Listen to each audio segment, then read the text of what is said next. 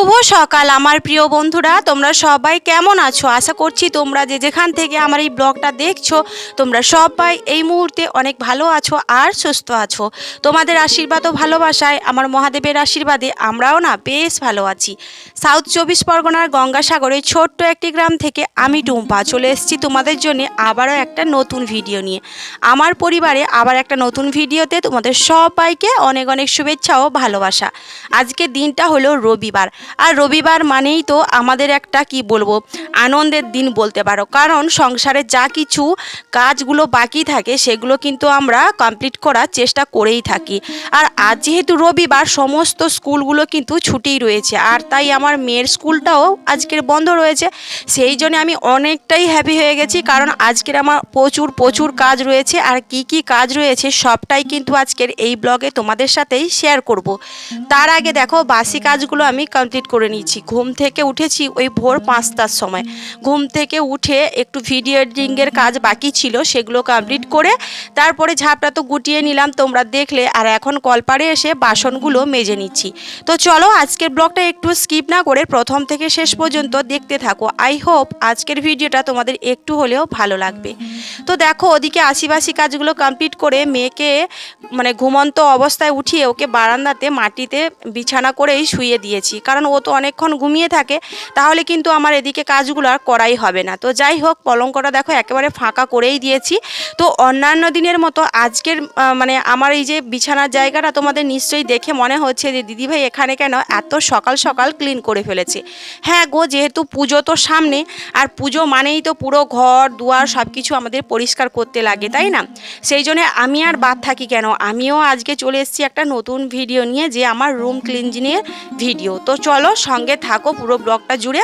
ওদিকে দেখো আমি কিন্তু ঝাড়ু নিয়ে আমার পলঙ্কের ওপরে যে অ্যাজবেস্টারের ওপরে না এত কালি ঝুলি পড়েছে কি বলবো তোমাদের, কত ময়লা বেরিয়েছে তোমরা শেষ পর্যন্ত দেখতেই পাবে। অথচ মাসে 2বার করে কিন্তু আমি ঘর ক্লিনজিং করি, তবুও এত ময়লা। আসলে কি বলতো, এই যে বাঁশ ফাটিয়ে যে বেড়াচাটিগুলো করা রয়েছে না, এগুলোতে না অনেক ঘুণ লেগে যায়, আর সেই ঘুণগুলোকে যখন আমরা ভালো করে ঝেড়ে মুছে বের করি না, তখন অনেক কটাই ধুলো ময়লা জমে যায়। যাই হোক ওদিকে আমি ট্রাঙ্কটা কিন্তু পরিষ্কার করে নিয়েছি একটা ন্যাকড়া দিয়ে, আর এখন দেখো ড্রেসিং আয়নার কাঁচটা না একটু আমি স্প্রে দিয়ে ভালো করে মুছে নিচ্ছি। আর ড্রেসিং আয়নাটাও অনেক ক্লিন করে নিয়েছি, আর জিনিসপত্রগুলোও গুছিয়ে নিয়েছি। আর আজকে সকালে জল খাওয়ার রান্নারও কোনো ঝামেলা নেই, জানো তো।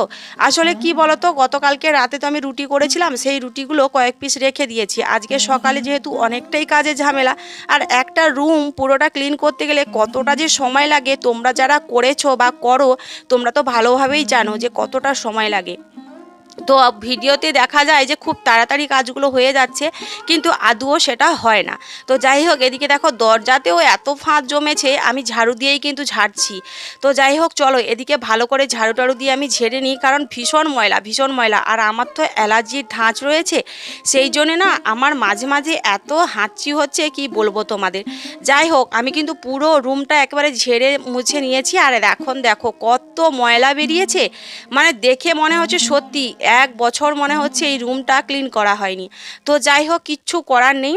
আসলে পুরোটা যদি টিন হতো তাহলে ময়লাটা অনেকটাই কম হতো, কিন্তু অর্ধেকটা টিন আর অর্ধেকটা তো ফাটা বাঁশের বেড়াচাটি দিয়ে ঘেরা, সেই জন্যেই কিন্তু এত ধুলো ময়লা বেরিয়েছে। তার উপরে ফ্যানেও তো ভীষণ ময়লা জমেছিল, জানো তো। যাই হোক ওদিকে ধুলো ময়লা পরিষ্কার করে এখন দেখো আজকে না রোদ্দুরটা বেশ ভালোই দিয়েছে।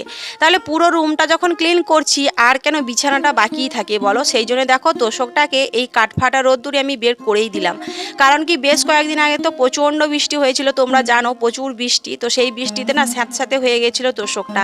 ভাবলাম চলো আজকে যখন সব কিছুই পরিষ্কার করছি তাহলে তোষকটাও কেন বাদ রাখি। আর এদিকে দেখো তোষকটা রোদ্দুরে দিয়ে আমি সোজা চলে এসেছি আমার বেডরুমে। এসেই কিন্তু পলঙ্কটা আমি ভালো করে মুছে নিছি। পলঙ্কর মধ্যেও না এই যে ওপর থেকে যেগুলো কালি ঝুলিগুলো ঝেড়েছি সেগুলোও পড়েছে। আর এখন না পরিষ্কার করলে পরে এর মধ্যে যদি আমি সমস্ত কিছু আবার নতুন করে বিছানা পাতি, তাহলে কিন্তু পলঙ্ক পলঙ্কটা মোছাই যাবে না।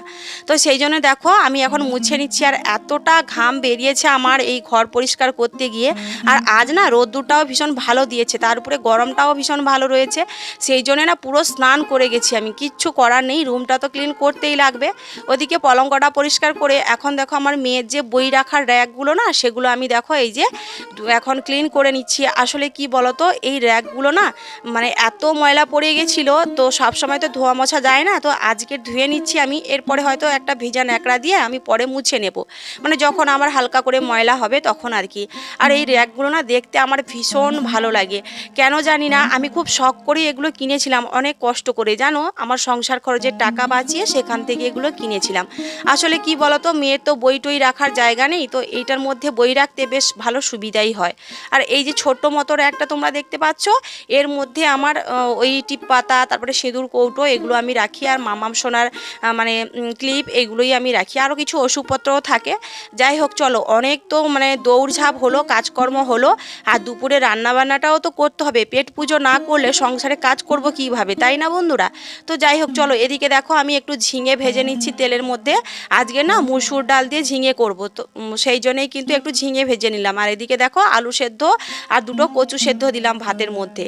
আর এই যে কাজের ঝামেলার মধ্যে, মানে সব কিছু ধোয়া মোছা করার মধ্যে তো অনেকটাই ঝামেলা হয়। এই ঝামেলার মধ্যে আলু সেদ্ধ, ভাত আর ডাল, এটাই হচ্ছে সব থেকে একেবারে পারফেক্ট রান্না, কোনো ঝামেলা ছাড়াই রান্না। তো যাই হোক, এদিকে ডালটা আমি ছুঁকে দিয়েছি, মানে সম্বারা দিয়ে দিয়েছি। তো খাওয়া দাওয়ার পরেই না বন্ধুরা একটু 5 মিনিট চোখটা বন্ধ করেছিলাম, মানে মামাম সোনা ঘুমানোর জন্য ভীষণ কান্না করছিল, সেই জন্যই। তো ওকে ঘুমটুম করিয়ে আমি ভিডিওটা মানে এডিটিং করে তারপরেই কিন্তু আমি আবার দেখো চলে এসেছি আমার ঘরের মানে ঘর গোছানোর কাজে। আমার এই রুমটাকে তো ডেকোরেশন করতে লাগবে, তাই না? হোক না টিনের ঘর, হোক না ফাটা বাঁশের বেড়াচাটি দিয়ে ঘেরা ঘর, ঘরটাকে যদি যত্ন করে ভালোবাসা মায়া দিয়ে একটু যত্ন করা যায় না, তাহলে টিনের ঘর, ফাটা বাঁশের বেড়াচাটি দিয়ে ঘেরা ঘরও কিন্তু দেখতে ভালো লাগে। এদিকে দেখো আমি পর্দাটা টানিয়ে দিলাম, মানে আমার শাড়ি দিয়ে না এটা পর্দা বানিয়েছিলাম। সত্যি কথা বলতে কি বলতো, বাইরে ফাটা বাঁশের বেড়াচাটি দিয়ে ঘেরা আমার কিন্তু মাটির ঘর, আর ভেতরে হচ্ছে আমার সুখের স্বর্গ। এই স্বর্গটা না সত্যি করতে অনেক কষ্ট হয়েছে, আর কষ্টর ফল কিন্তু সব সময় ভালোই হয়। দেখবে আজকে তোমার জীবনে কষ্ট রয়েছে, দুদিন পরে ওই কষ্টের ফল তুমি এমন হাতে নাতে পাবে যেটা তুমি চোখে কানেও অনুভব করতে পারবে না। সেটাই হচ্ছে ব্যাপার, কষ্ট করলে তবেই না কেষ্ট পাওয়া যায়। আজকে আমরা ইউটিউবে এত কষ্ট করছি কিসের জন্যে? ফল পাওয়ার জন্যই তো, তাই না? আর কি বলতো, আমার না ইউটিউবে ভিডিও আপলোড দিয়ে দিয়ে এমন একটা অভ্যেস হয়ে গেছে, আমার সংসারে কাজ একদিকে আর আমার ইউটিউবের ভিডিও করা আর একদিকে। মানে সত্যি আমি খুব ভালোবেসে ফেলেছি তোমাদের এত কমেন্ট, এত ভালো ভালো কমেন্ট। সত্যি আমার এই 6 মাসের চ্যানেলে কখনো আমি বাজে কমেন্ট কাউকে করতে দেখিনি, কারণ খারাপ ভিডিও করলে পরে তবেই তো মানুষ খারাপ খারাপ কমেন্ট করবে, তাই না? এদিকে দেখো আজকে না ঘর ঝাড়াঝুড়ির পরে নতুন একটা বেডশিট পাতলাম, কেমন লাগছে অবশ্যই কমেন্ট করে জানিও। আমার না বেশ ভালো লাগছে বেডশিটটা দেখতে, তোমাদের কেমন লাগছে কিন্তু অবশ্যই কমেন্ট করে জানাতে একেবারেই ভুলো না। তো চলো, এদিকে তোমরা বেডশিটটা দেখতে থাকো, তার মধ্যে আমি তোমাদের কিছু কমেন্টের রিপ্লাই দিয়ে দিই। মিত্রা দাস কমেন্ট করেছে, দিদিভাই তুমি একেবারে আমার মনের কথাটাই বুঝতে পেরেছো। থ্যাংক ইউ সো মাচ গো মিত্রা, বুঝতে পেরেছি বলেই কিন্তু তোমার মনের যন্ত্রণাটা বুঝতে পারার পরেই আমি তোমাকে কমেন্টটার রিপ্লাই দিয়েছি।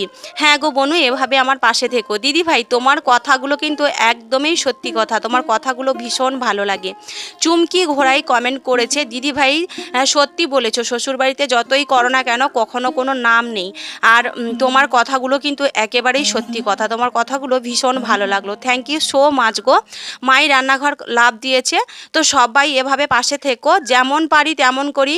চ্যানেল আমাকে কমেন্ট করেছে 497 করে দিলাম, পাশে আছি, তুমিও আমার পরিবারে এসো। হ্যাঁ গো, অবশ্যই যাব, কেন যাব না? আমরা সবাই সবাইকে এভাবে সাপোর্ট করলে তবেই না আমরা বড় হতে পারবো। তো চলো বন্ধুরা, এই যে দেখতে পাচ্ছ সন্ধেবেলা কিন্তু চলে এসেছি আমাদের এখানে পাড়াতে একটা মুদিখানা দোকানে গিয়েছিলাম, সেখান থেকে মশার ধূপ, পুজোর ধূপ, তারপরে মামামের বিস্কিট, চকলেট এগুলো এনেছি। আর সেগুলো আমি তোমাদের সাথে শেয়ার করছি বলে মাম্মাম ভীষণ রাগ করে কান্না শুরু করে দিয়েছে। তো ও এখন পড়তে বসে গেছে, আর সোমবার থেকেই মানে গতকাল থেকেই কিন্তু মামামের আবার স্কুলটা শুরু হয়ে যাবে, সেই জন্য ওকে পড়তে বসিয়েছি, ও একটু পড়ছে। আর আজকে রাতে না রান্না বলতে তেমন কিছু না, ওই একটু আলু ভাজাই করব, পান্তা ভাত রেখে দিয়েছি। আর এত গরম পড়েছে, আর আজকে সারাদিন এত খাটাখাটনি গেছে, মানে আমার আর ভালোই লাগছে না, মনে হচ্ছে যেন একটু ঘুমাতে পারলেই বাঁচি। সারা দিনটা তো ঘুম নেই, সারাক্ষণ শুধু এই ঘর ঝাড়াঝুড়ির পেছনেই লেগেছিলাম। হ্যালো বন্ধুরা, আজকে ব্লগটা কিন্তু এখানেই শেষ করব। তো আজকের ভিডিওটা তোমাদের কেমন লাগলো কমেন্ট বক্সে জানাতে কিন্তু একেবারেই ভুলো না। সবাই ভালো থেকো, সুস্থ থেকো আর সাবধানে থেকো। টাটা।